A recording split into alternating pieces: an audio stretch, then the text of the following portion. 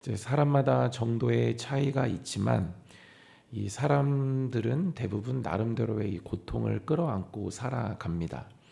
삶에 걱정거리가 없고 또 근심거리도 없고 이렇게 염려할 거리도 없으면 좋겠지만 그런 인생은 이제 하나도 없죠. 믿는 자들에게도 이러한 고통은 이제 예외가 아닙니다. 우리는 고통 앞에서 이제 본능적으로 답을 찾고 싶어 하죠. 그래서 사람은 자신의 생각대로 일이 잘 풀리지 않으면, 되지 않으면 이제 이유와 원인을 이렇게 찾아내려고 합니다. 그것이 이제 성향인 것이죠. 그래서 답이 있으면 편하지만 답이 없으면 불편하기 때문에 그것을 찾아 나서는 것입니다. 그래서 우리는 고통 앞에 하나님께 질문하죠. 나에게 왜 이런 일이 일어났는가? 하나님의 뜻은 도대체 어디에 있는가? 또 이 문제를 어떻게 풀어가야 하는가? 우리는 답을 구해 봅니다. 그리고 질문을 해보지만 시원하게 대답이 주어지는 경우는 별로 없죠. 대부분 대답이 없습니다. 답을 주시지 않죠. 대답이 있으면 이해할 수 있고 또 인내할 수 있고 답을 가지고 어느 정도 버틸 수 있고 또 답을 가지고 문제들을 막 헤쳐나갈 수 있는데 이제 우리에게는 답답함만 있습니다. 그래서 대답이 없고 이해가 되지 않으면 이제 불안해지기 시작하죠. 그래서 스스로 문제를 해결하기 위해서 이제 스스로 답을 찾아가기 시작합니다. 사람은 시련과 어려운 일이 오면은 이제 고통에서 이 벗어나고 싶은 그 욕구 때문에 자신이 이제 앞서기 시작하죠. 불편하고 불안하기 때문입니다. 현실적으로 해결하고자 하는 이제 자신의 욕구가 막 일어나게 되는 것이죠. 그래서 죄를 짓거나 이제 일을 그르치는 경우들이 있습니다. 이렇게 하는 이유는 무엇이냐면 사람은 이제 자기 세계를 잘 지키고 싶어 하는 욕구를 가지고 살아가기 때문입니다. 그래서 자신의 세계가 이렇게 침범을 받게 되면 그것을 지키기 위해서 본인 스스로가 이렇게 나서게 되죠. 본문 21절에도 보면은 나오미가 이렇게 고백합니다. 내가 풍족하게 나갔더니 내게 비어 돌아오게 하셨다. 그러니까 나오미는 남편 따라서 모압으로 갑니다. 자신들이 있던 이 베들레헴에 흉년이 들었기 때문이죠. 이들이 이방인의 땅 모압으로 간 것도 흉년 속에서 자기 세계 지키려고 그렇게 간 것입니다. 그러나 잘 되지 않았죠. 유지하고 있는 나의 세계를 더 견고하게 지켜보고 만들어 보려고 했지만 마음대로 잘 되지 않았다라는 것입니다. 지금 룻기 배경은 이제 흉년에서 시작이 되죠. 이 흉년이 주는 메시지는 하나님 찾으라는 것입니다. 흉년을 주시는 것은 하나님을 찾도록 그것이 복되게 하시기 위해서 흉년을 주시는 것이죠. 룻기의 시작은 사사기가 끝나고 바로입니다. 사사기 마지막 절은 이렇게 마칩니다. 잘 알고 계시는 말씀이죠. 사사기 21장 25절에 그때 이스라엘의 왕이었으므로 사람이 각기 자기의 소견에 오른 대로 행하였더라. 이제 많이 들어보신 구절입니다. 이러한 영적인 암흑기에서 하나님은 이제 룻기로 바로 넘어가면서 흉년을 주시죠. 이것은 하나님의 처방이다라는 것입니다. 흉년을 통해서 하나님 다시 찾고 그 영적인 부분들을 회복하도록 하나님이 주신 은혜의 방편이다라는 것이죠. 탕자가 여호와께 돌아갔을 때 돌아가기 전에 뭐가 임하냐면 흉년이 임합니다. 누가복음 15장 14절에 다 없앤 후 그 나라에 크게 흉년이 들어 그가 비로소 궁핍한지라. 그리고 돌아가죠. 흉년이 있었기 때문에 탕자가 돌아갈 수가 있었습니다. 그러니까 흉년이 때로는 하나님이 주신 은혜의 방편이고 축복이 된다라는 것이죠.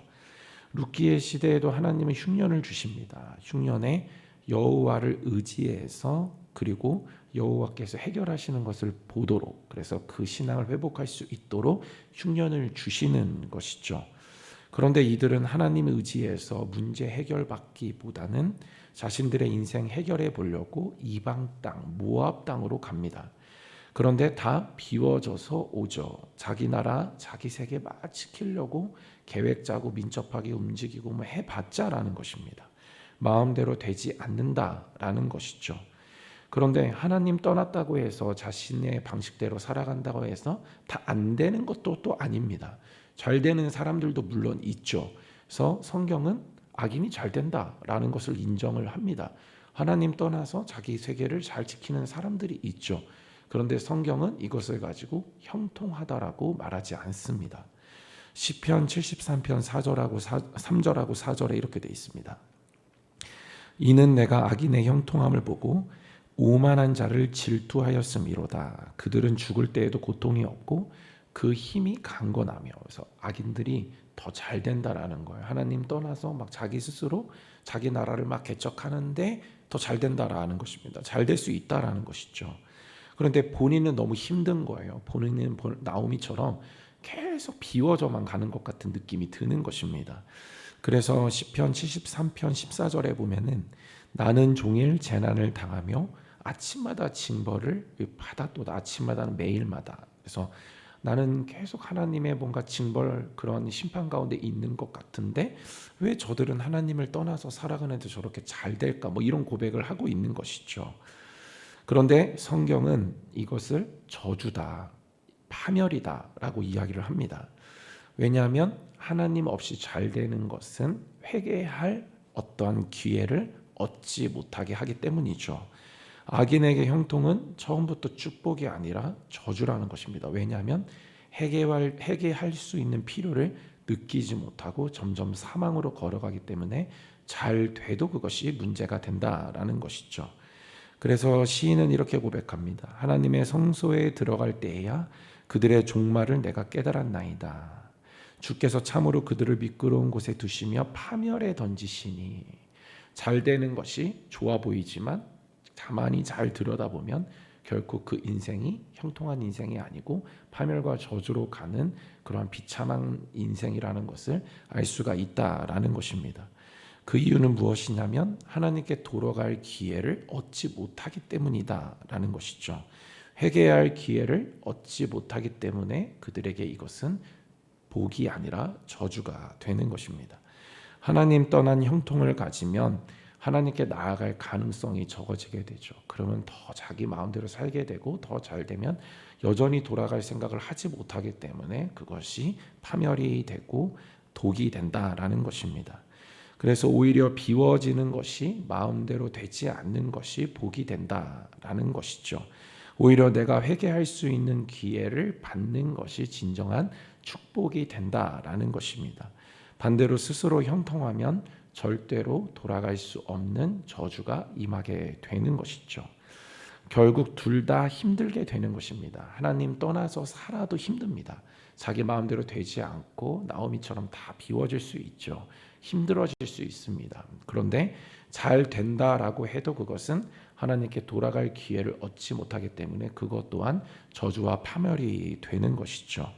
그래서 우리가 해야 될 일은 무엇이냐면 하나님 떠나면 안 된다라는 것입니다. 떠나서 잘 돼도 문제고 안 돼도 문제인 것입니다. 그래서 우리는 하나님 떠나면 안 된다라는 것이죠. 우리의 진정한 형통은 답이 주어지지 않아도 보이지 않아도 끝까지 하나님의 실존을 믿고 그 안에 거해야 하는 것입니다. 내 마음대로 해서 잘 돼도 잘 되지 않아도 둘 다 불행하기 때문에 우리는 나의 힘 빼고 그냥 주님의 그 섭리와 그 주권 안에 그것을 믿는 믿음을 가지고 그 안에 겸손히 묵묵히 잠잠히 잘 있어야 하는 것입니다. 2001년 타임지가 선정한 미국 최고의 신학자가 있습니다. 스탠리 하우어워스라는 분이신데 그분의 자서전 중에 한나의 아이라는 책이 있습니다. 거기에 보면 이제 이런 문장이 나옵니다. 그리스도인으로 사는 것은 답 없이 사는 것을 배우는 과정이다. 그러니까 우리는 힘든 현실 앞에서 답을 찾지 못할 수 있습니다. 하나님이 말씀해 주시지 않을 때가 있습니다. 그러나 당장에 지금 이 순간에 내가 너무 힘든데 답이 없다라고 해서 하나님께 답이 없는 것은 아니다라는 사실이죠. 우리가 이것을 믿어야 합니다. 우리는 당장에 답을 보지 못해도 하나님께 답이 없는 것이 아니다라는 사실입니다. 하나님은 반드시 우리의 삶에 답을 가지고 계십니다.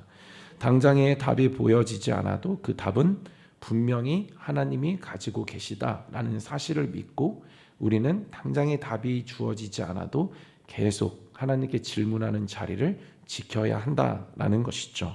그것을 오늘 본문이 알려주고 있습니다. 답답하다고 해서 내가 나서면 그때부터 일이 어려워지기 시작하죠. 잘 돼도 그것은 이제 큰 어려움을 줄 뿐입니다. 우리가 삶을 복되게 하기 위해서는 절대로 답이 없어 보여도 분명히 하나님께서는 그 답을 가지고 계신다. 나의 삶 속에서 반드시 그 답은 이루어진다라는 믿음을 가지고 임하는 것뿐입니다. 그래서 우리는 계속해서 질문해야 합니다. 질문들을 가지고 이제 하나님을 계속해서 만나야 하는 것이죠. 그래야 스스로 망하지도 스스로 형통해지지도 않습니다. 하나님 안에 어떻게 있어야 하나님이 나도 모르게 이끌어 가시는 그 하나님의 답이 있는 그 인생 속에서 우리는 형통으로 계속해서 함께 걸어갈 수가 있는 것입니다. 요셉이 구덩이에 던져지고 노예로 팔려갔을 때 답이 없었습니다. 하나님 아무 말씀하지 않으시죠. 암담했을 것입니다. 강간미수범이 돼가지고 감옥에 끌려가는 순간에 감옥에 갇혀 있을 때 하나님께서는 명확한 답을 주시지 않습니다. 그러나 그는 끝까지 하나님 안에 있었죠. 하나님이 나의 주인 되신다라는 사실을 믿고 앞길이 어떻게 될지 모르지만 하나님께 답이 있음을 믿고 그냥 나는 모르지만 하나님은 아시는 그 길에 그대로 편승해서 가치감으로 말미암아 하나님의 뜻이 이루어지는 도구로 그는 쓰임을 받게 됩니다. 알 수 있는 것은 답은 훗날에 반드시 보여진다라는 사실이죠. 우리가 보지 못해도 듣지 못해도 우리가 그냥 하나님의 실존 안에 있으면 그 인도하심을 믿고 그 안에 있으면 우리는 보지 못해도 인도하심 분명하게 있고 그 답을 가지고 하나님 일하시고 훗날에 반드시 그 답은 이루어지게 된다라는 것입니다. 창세기 45장 6절에서 8절에 보면은 이렇게 되어져 있습니다. 같이 함께 읽겠습니다. 이 땅에 2년 동안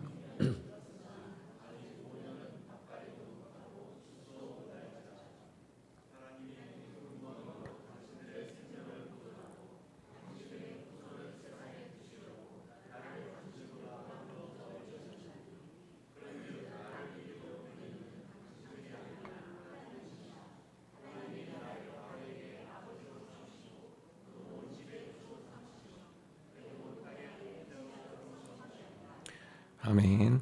잘 알고 계시듯이 이제 요셉이 총리가 돼서 이제 흉년을 잘 피하게 되죠.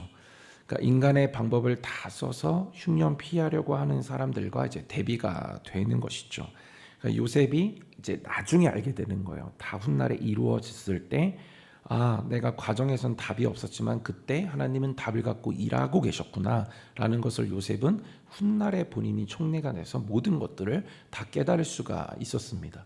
저희도 지금 답이 보이지 않을 수 있어요. 그러나 훗날에 어느 순간에 반드시 그 답은 성취되고 그때 우리는 비로소 아, 하나님이 그때 답을 가지고 계셨구나라는 사실을 깨닫고 그것을 은혜로 발견하고 감사함으로 우리는 고백할 수가 있는 것입니다. 지금 나오미의 상황도 마찬가지죠. 이해가 되지 않습니다. 그러니까 하나님이 답을 주시지 않죠. 그러니까 본문 전에 이제 저희들이 읽은 본문의 어떤 전반적인 상황은 이렇습니다. 그러니까 나오미는 가족들과 이제 모압으로 이민을 갑니다. 이민을 갈 때 이제 나오미에게는 유능한 남편 그리고 든든한 아들 2명이 있었습니다. 남편 엘리멜렉은 이제 판단이 굉장히 빠른 사람처럼 보입니다. 그래서 유능하다라고 되어져 있는데 베들레헴의 기근이 들자 빠르게 판단합니다. 그래서 가정을 책임지는 사람, 책임감도 있는 거예요. 빠릅니다. 그래서 빨리 모압으로 가자. 그래서 이민을 갈 때 굉장히 용기를 또 수반하잖아요. 그러니까 용기도 있는 사람, 모험심도 있는 사람이에요. 어쨌든 가정을 생각하고 책임감이 있고 그 일에 있어서 굉장히 이제 힘을 내는 사람이었습니다. 그래서 어떻게 보면은 나오미는 굉장히 이제 유능하고 탁월한 남편과 이제 살고 있는 것이고 또 그렇게 평가를 받았을 것입니다. 그리고 스스로도 이제 자랑스러웠을 것입니다. 그런데 정말 감당하기 힘든 고통을 겪게 되죠. 모압에서 이제 모압 드림, 그래서 아메리칸 드림처럼 이제 모압 드림을 꿈꿨었는데 갑작스럽게 남편을 잃게 됩니다. 두 아들은 낯선 땅에서 이제 힘들게 이제 길러냈지만 결혼하고 나서 또 곧바로 두 명이 뭐 갑자기 또 죽게 되죠. 그러니까 며느리 두 명과 자신만 남게 되었습니다. 그러니까 절대로 이 사람의 입장에서 사람의 이해로는 절대로 납득이 되지 않는 그러한 사건을 맞이하게 되었습니다. 그러자 나오미는 이제 역이민을 결정하게 되죠. 이 당시 문화로 볼 때에 이제 며느리는 굉장히 나이가 어렸을 것으로 봅니다. 그래서 나오미는 따라오지 말고 다시 새 인생 살아라, 아직 늦지 않았다라고 하면서 돌아가라라고 하죠. 그런데 오르바는 떠나고 이제 룻은 끝까지 나오미 곁을 지킵니다. 그렇게 고향으로 돌아오게 되는데 이제 그 모습은 참으로 비참하죠. 그래서 남들 부러워하는 남편 두 아들 막 있고, 그래서 어떻게든 막 부유하게 살았고, 그래서 막 보란 듯이 이민도 갔고 했는데 너무 비참하게 돌아온 것입니다. 근데 나오미의 이름의 뜻이 뭐냐면 이제 기쁨이고 즐거움입니다. 그러나 그의 삶은 지금 기쁨도 없고 즐거움도 없다라고 고백을 하죠. 그래서 자신을 나오미라 하지 말고 마라라고 해라. 그러니까 패배자라고 해라. 그게 더 나에게 어울린다. 나의 인생은 이제 완전히 무너졌다. 이제 이러한 고백을 하고 있습니다. 여기서 마라는 이제 고통과 쓰라림, 뭐 비통함, 이제 이런 뜻을 갖고 있습니다. 그러니까 나는 너무 힘든 사람이다. 지금 내 인생이 너무 힘들어졌다. 나는 패배자다. 막 절망감이 충만하다. 뭐 이런 얘기를 하고 있는 것이죠. 인생의 심한 실패를 경험한 나오미는 마라가 자기 이름에 더 걸맞는다라고 생각을 했습니다. 다 무너진 것이죠. 그런데 나오미가 끝까지 포기하지 않고 붙드는 진실이 하나 있었습니다. 그것은 뭐냐면 하나님은 살아계신다라는 사실이었습니다. 이렇게 힘든 일을 겪었음에도 불구하고 그는 하나님 떠나지 않습니다. 하나님 없다라고 이야기하지 않습니다.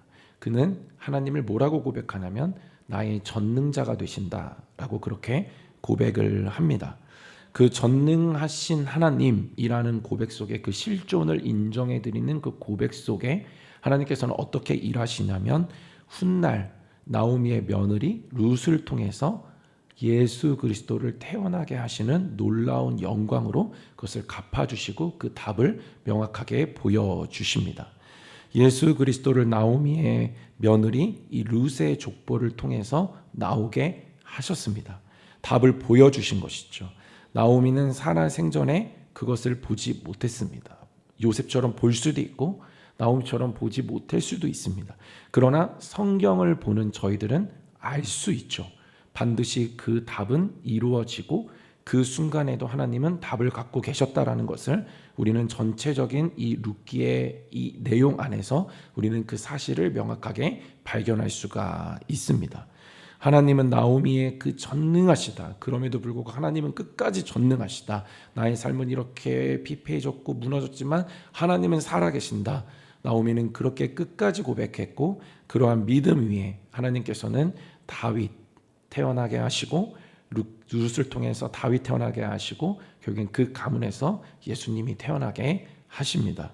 성경을 보는 우리가 알 수 있는 것은 지금 우리 눈에 명확한 답이 보이지 않아도 하나님은 지금도 답을 가지고 일하시고 계신다라는 사실이죠. 이 사실을 믿으시기를 주님의 이름으로 축원드립니다.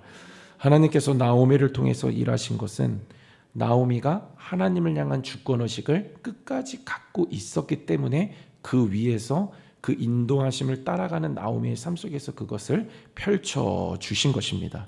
답이 없다고 내 인생 내 뜻대로 안 된다고 나오미가 하나님 떠났으면 인도하심은 없고 그 안에서 이러한 영광은 없었을 것입니다.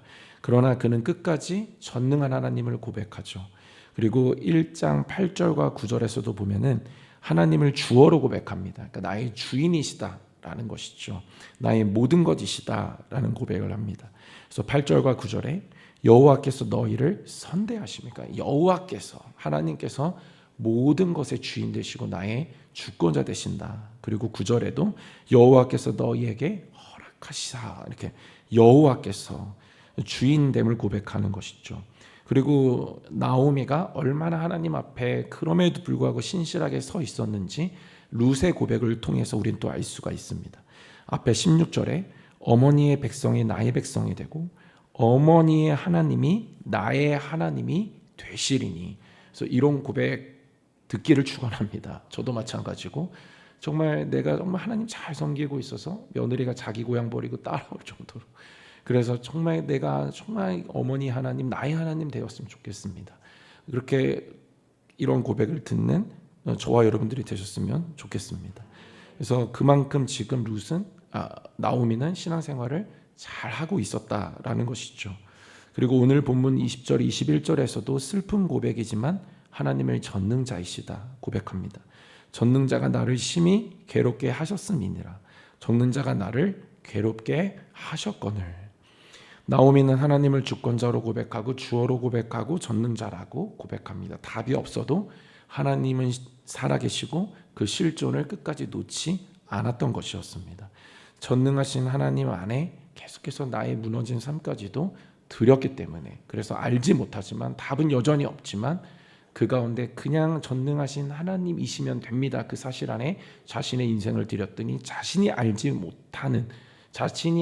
못하는 그러한 인생과 축복으로 하나님 갚아주시고 답을 가지고 일하시고 그렇게 응답해 주셨습니다. 나오미는 하나님의 전능하신 하나님 한 분이면 되셨다라는 것이죠. 우리 또한 그 사실 안에만 거해야 됩니다. 지금 답이 보이지 않아도 하나님은 여전히 전능하시다.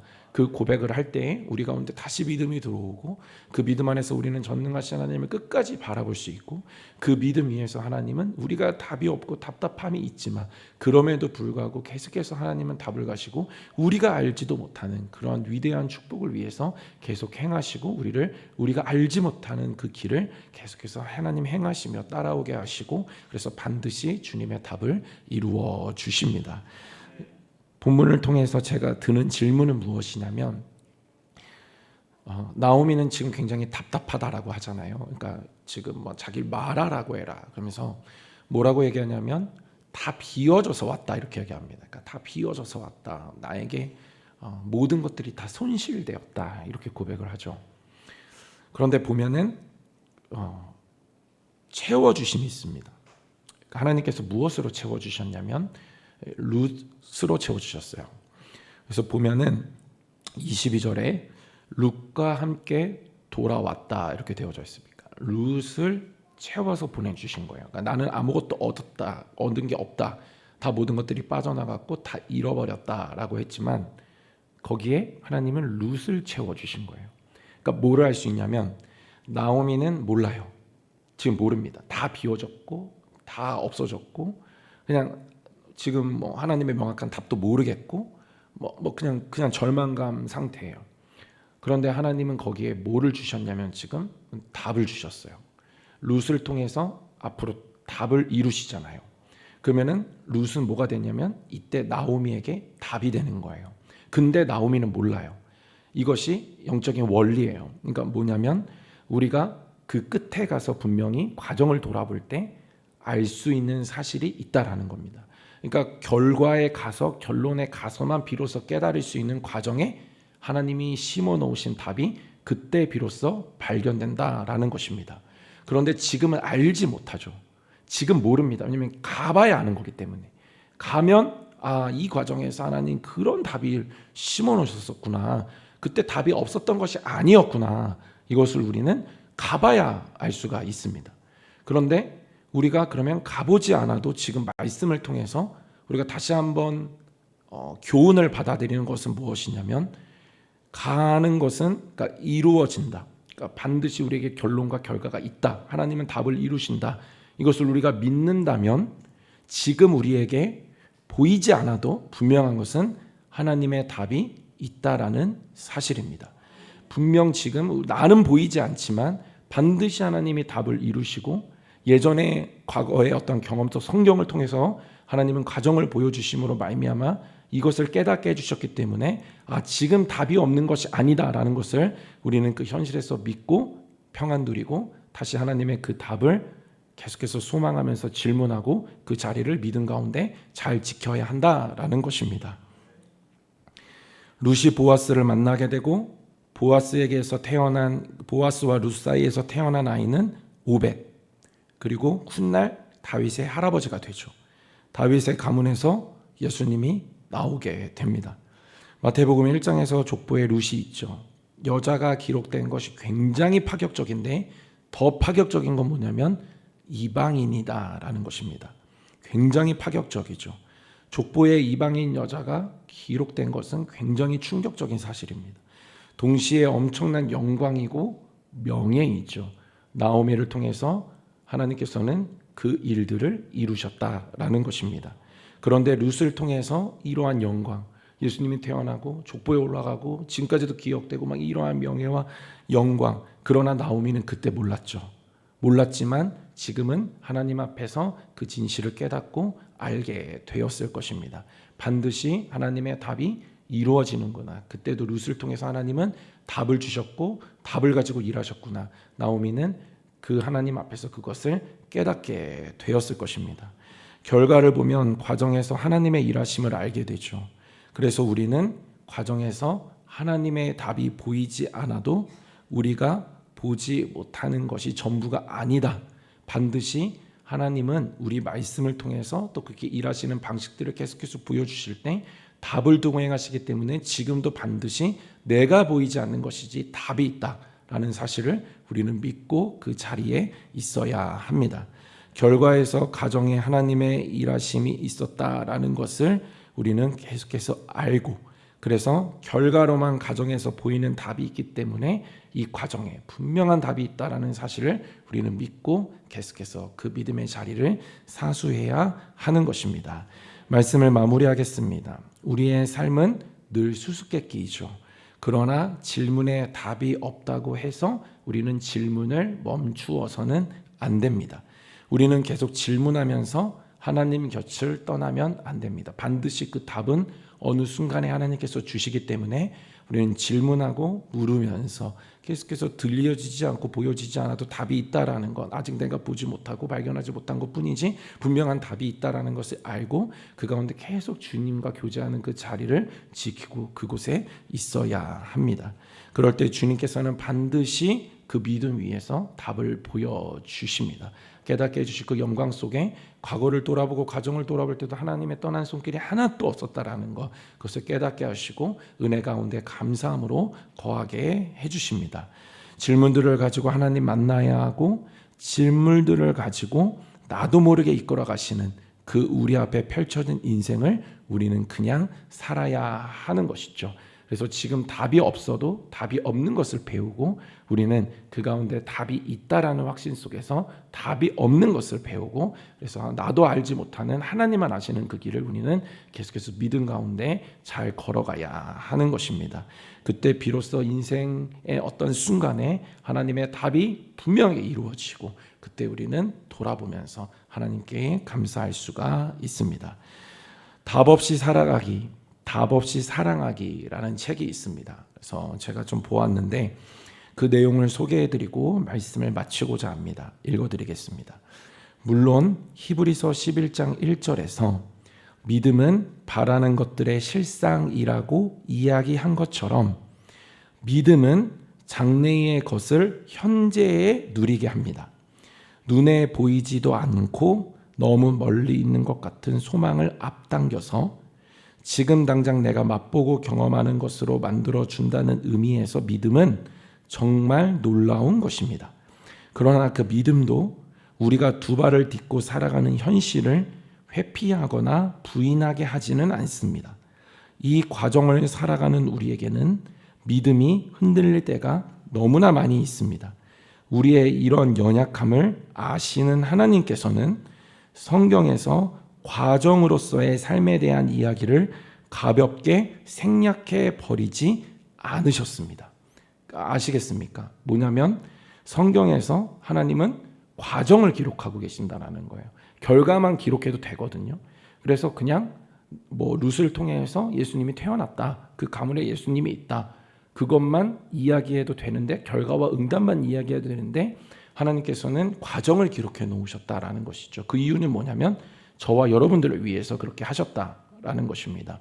결과를 보고 과정에도 분명히 하나님이 일하고 계시구나, 이 사실을 오늘 본문을 통해서 깨달으라고 하나님께서는 과정을 아주 상세하게 기록해 놓으셨다라는 것입니다.